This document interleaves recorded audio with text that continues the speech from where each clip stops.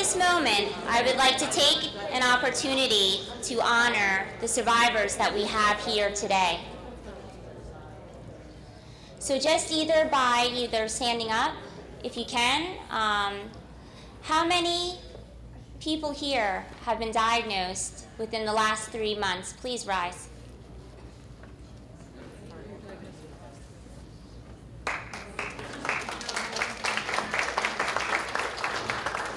Please remain standing. How many, yes?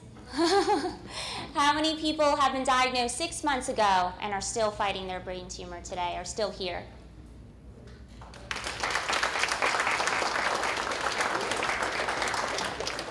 One year after diagnosis and are still here. 2 years after diagnosis and are still here. Please rise.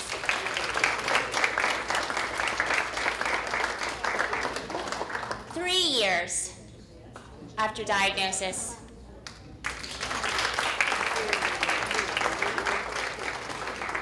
4 years after diagnosis. 5 years. 6 years.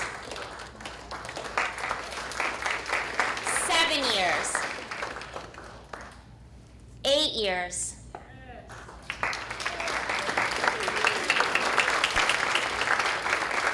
9 years. 10 years.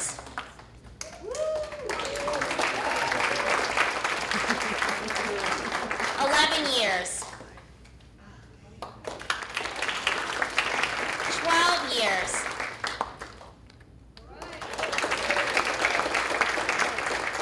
13 years.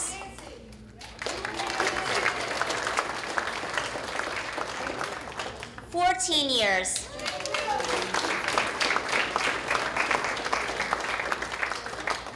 15 years. 16 years. 17 years. 18? Anyone here for 20 years? That's right, you'll be here.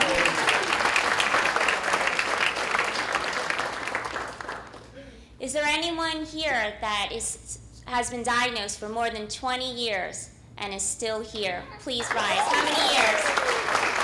25 years.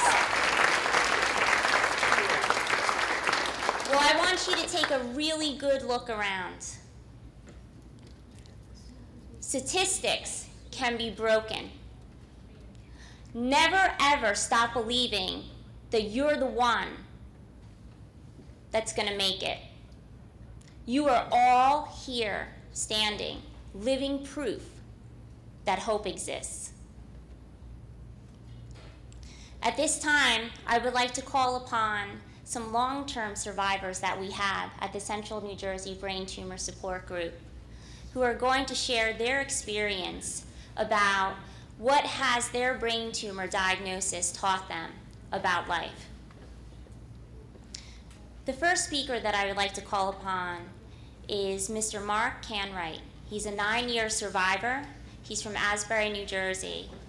Mark owns a farm and promotes healthy living, and we adorably call him Farmer Mark. One of the things that I love about Mark is that during our Christmas parties at the Central New Jersey Brain Tumor Support Group, he always comes in with all these bags of delicious veggies and pak choy to share with the group.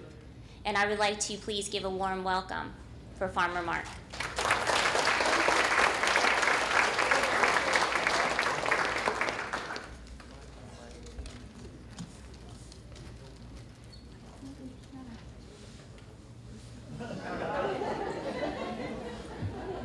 Mark Canwright here. 9 years, 15 days, 6 hours, 27 minutes, 3 seconds since I woke up in the hospital. What have I learned from a brain tumor is best summed up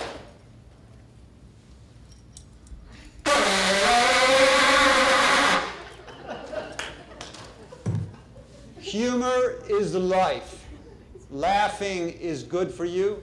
This has been well documented in scientific studies, and you can easily give yourself this cure.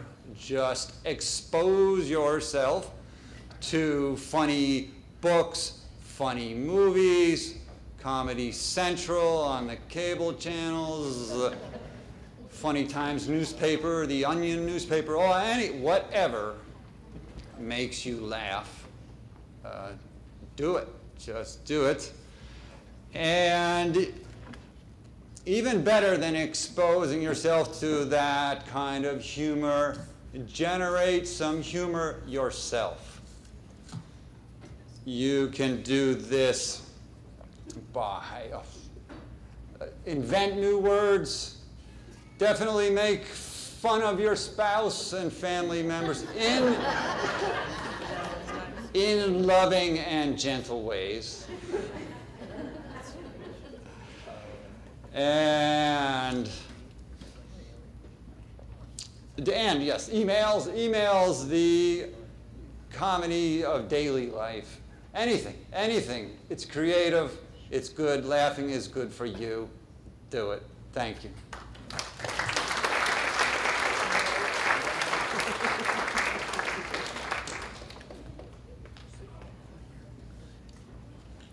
Thank you, Mark. Next, I would like to introduce to you Bruce Blount from New Egypt, New Jersey. He's a 14-year survivor. Bruce supports our brain tumor family by leading the adult ependymoma online support group and is a key leader in the Monmouth and Ocean County, New Jersey brain tumor support group. Please, Bruce, will you please come to the podium?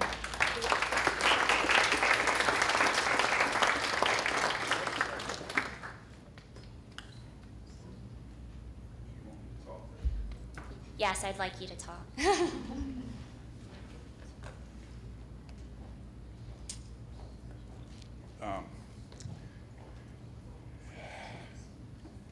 I was good at getting a brain tumor, but I'm not so good at speaking. So bear with me. Before I get started or whatever, I want everybody to know that Dr. Landolfi has done a lot. Being that I'm a facilitator of the adult ependymoma group, online group. Weekly, we send him questions, and he sends back answers. And he's done that for maybe, I'm guessing 3 years, something like that. But anyway, I appreciate that. Getting back to what I'm supposed to be talking about. I just forgot. It's going to be real quick. I got two things to say. First thing is, the diagnosis of brain tumor does not equate to a death sentence.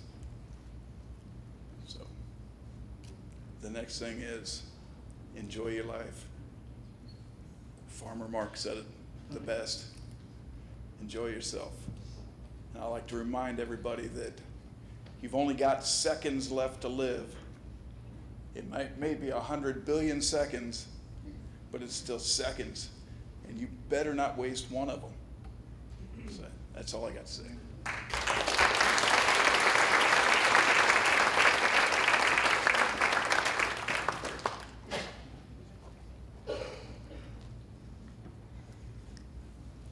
Next, I would like to introduce Victor Villela.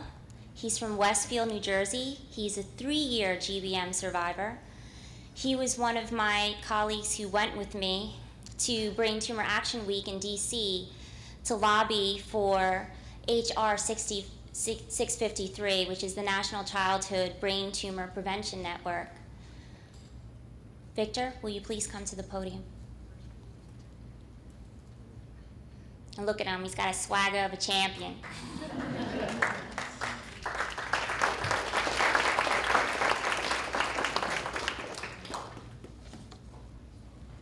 After being told that without surgery I only had 2 weeks to live, today, 3 years later, I have learned a lot. Having a brain tumor has taught me the importance of a support net. Surround yourself with good people you know that know you, and you will be better off for it. Don't be afraid to ask for help. Sometimes we just need it. Little things don't matter. You will not remember them in a week from now or a year from now, so don't let them bother you. Live in today. Don't worry about tomorrow because it's not worth your energy. Laugh and laugh often. You may cry today, but it'll make you laugh on a rainy day or so. Hold on to good times. Laughter helps you get through the tough times, and most importantly, it helps you heal. Thank you.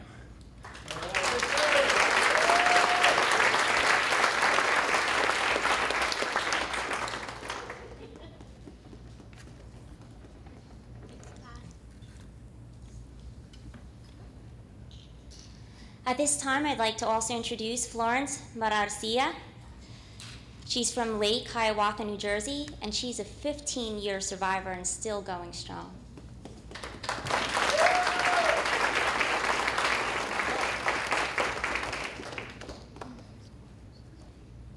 The first thing I gotta say is that Mark is right, because if you ever look at the Reader's Digest, they have a page dedicated to jokes and humor, and it says, laughter, the best medicine. So you're so right, Mark.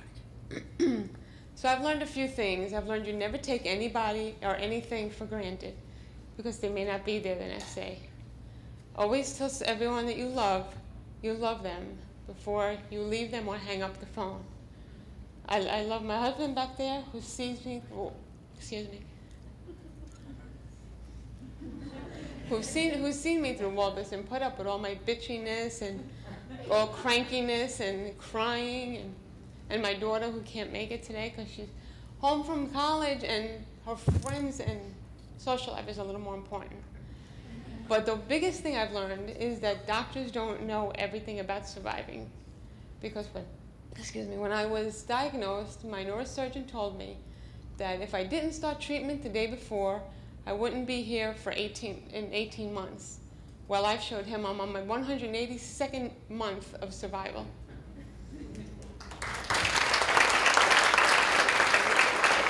And lastly, I just leave you with live, love, laugh, and never surrender.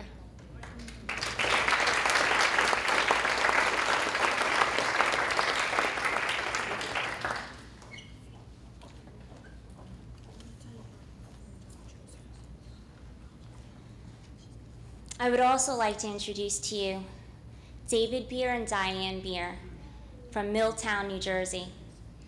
David is a 7-year survivor, and Diane is my teammate from Team McGraw, Blount. And I just wanted to let you know that, some gals, they can make, lemonade out of lemons. Well, this gal here, she makes lemon lime Gatorade and hits the pavement. I'm telling you, I don't even have kids or anything, and I ran my first New York City marathon, and this woman smoked me across the finish line half an hour early. So it's my pleasure to introduce to you David and Diane. Thanks, Deb.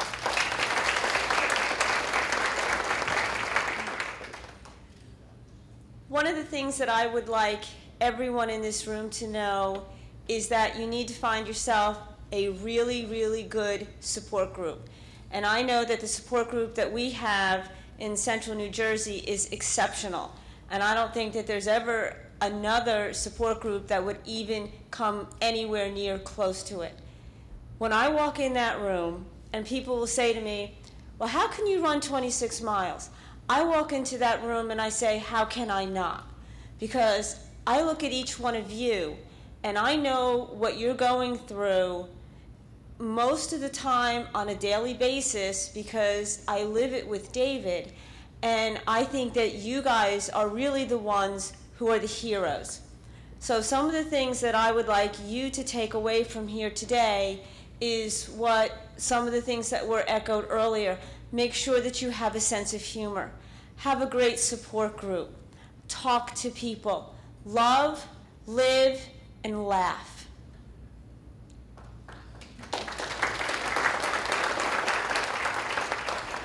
I'm actually just up here for decorative purposes. We're just here to look at her. Who would want to look at this face? Look at that face. But I'd like to, what Diana said, we do need a good support group. I think we have the best support group going. Stan and Patty, come on, stand up. Take a bow.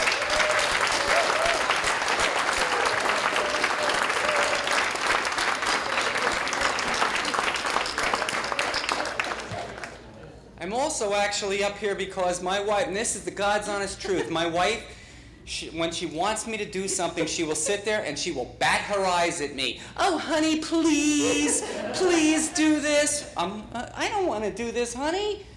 But she says, oh, go do this. And what Farmer Mark did say, I believe in laughter also, because I say, what fun is life if you cannot laugh? Because if you're not laughing, what are you doing? That's right. That's right. And I am also the king of really, really bad jokes. I played a joke on my wife a few years ago. I said, honey, I'm going to take you out to dinner. I know a really, really good Irish restaurant. So she takes a shower, puts on nice clothes. Where did I take her? McDonald's. As long as I laugh, that is all that matters.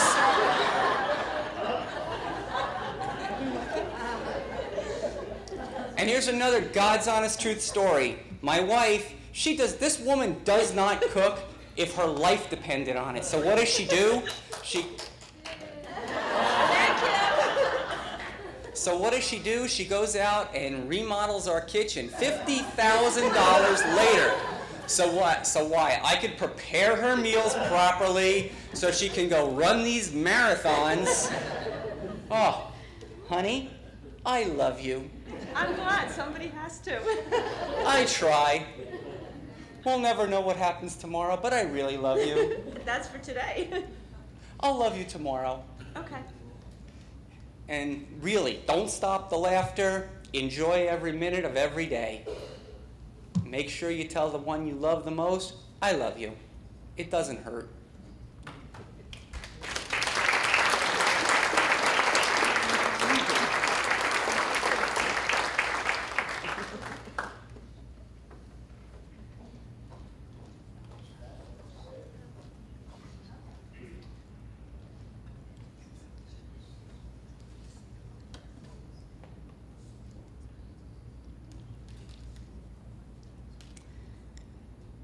It's just so wonderful to see you all here, just coming here and getting access to all the information. You know, I wish something like a conference like this had existed when my sweetheart Jimmy was diagnosed back in 2005. It's such an exciting time right now. So many new drugs that are more available, longer life expectancies, having our support groups. You know, Jimmy, he had passed away in December of 2007. He fought long and hard for 2 years against his GBM. Unfortunately, he grew into the fourth ventricle and there weren't too many options available for us. You know, he was adorably known in the community as Sergeant Superfang. And there are a lot of things that I learned from this brain tumor diagnosis. You know, I'm not going to stand here and be able to tell you, you know, which drugs are going to work better. Some drugs will work better than others. And I can't stand here before you and let you know whether or not the tumor is going to shrink on the MRI or not. But after being with a champion for 12 years, there's one thing that I can tell you. I can tell you how to win. Do not allow the brain tumor to take away your joy and your purpose for living. It didn't earn it. You existed way before this brain tumor came along. This brain tumor was an uninvited guest. Do not allow it to take away your passion for living. Live well every day. Live your life the best every day. One of the things that Jimmy used to tell me, and it's funny because reporters used to always ask him, you know, what has dying of brain cancer taught you about yourself? And he would correct them right away, and he said, excuse me, I play USTA tennis, I still win my matches. I'm not dying of brain cancer, I'm living with brain cancer. Whether you have 50 years, 5 days, 5 minutes, you have to live your best life anyway. Time is irrelevant. Live your best life every day. Another thing that I have learned from the brain tumor diagnosis that I know that all caregivers will understand is that you learn how to truly love someone completely. You know, a lot of people, you know, doctors don't tell you that, you know, when your sweetheart's on Decadron, they're not a really nice person at sometimes. You know, and they don't come with any return policy, so you're pretty much stuck with them. I learned that love is not just finding the person that you can live with. It's finding the person that you just don't want to live another day without. I feel that God put Jimmy on this earth just for me, just so that I can love him. And I am grateful that Jimmy found his place in this world before he had to leave it. You know, I've come to the conclusion in life that we can finish ourselves in two ways. We can either rust or shine. You know, in Guyana, where I come from, we cook with these really large copper pots. And a copper pot, you know, that's never used, what happens to it? It rusts. But a pot that's used often, and when you cook with it, it will wear down until it shines. Just like in life. You know, if you just get up every day, you know, you take things for granted, you just merely exist, just getting by in life. You can make those choices. Or you can be like Jimmy, give everything of yourself. Everything. Live life passionately every single day. Share who you are with the world. And wear yourself out until you shine. You know, I'm going to let you in on a secret. There's a very simple test to find out whether or not your mission on earth is finished. If you're still alive, it isn't. You still have a lot of work to do. You fight for all the good things in life. You fight for those moments of laughter, all those dates that you have with your wife, the time that you spend with your children, the time that you have to yourself and relax in your hobbies. You fight for the things that you want in life because it's a good life and it's worth living. Now, we will accept the diagnosis, but we will fight that prognosis. The mission is remission. And as you progress and move forward on this journey, look around and know that we are all fighting the same battle, and you are not alone. Thank you for coming here and sharing all your stories.